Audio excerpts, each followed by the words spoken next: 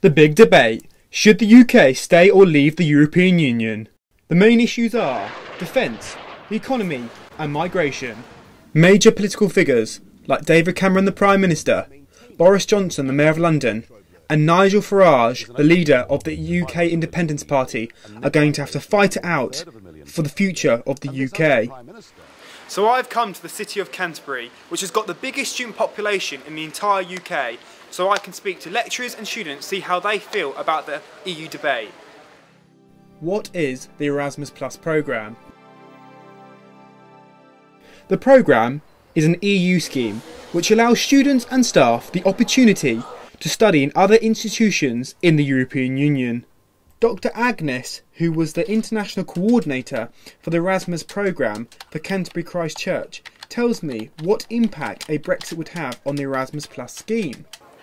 You will lose out, so it would be an experience the students in the future wouldn't be able to have.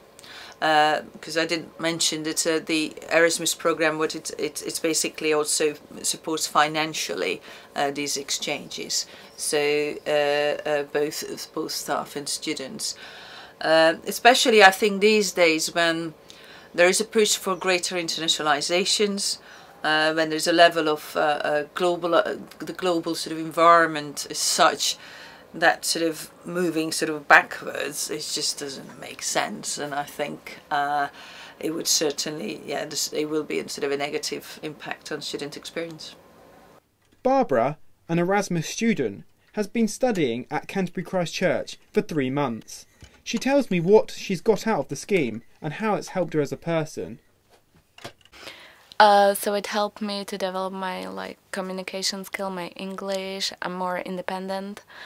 And also I have ability to meet different people from different countries. So Erasmus Plus students have also had a big impact on UK students as well.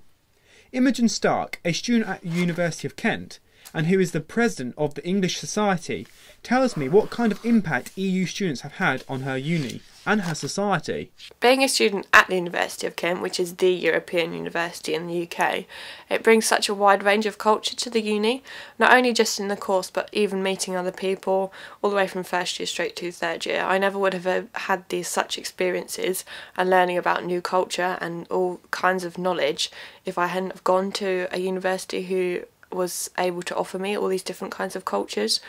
Most of my friends now who are on my course are not only from the UK, but again, like me, were never sort of experienced in these kinds of different cultures, and being at Kent and also being in Britain, we are so open to accepting all these new cultures and all this new knowledge.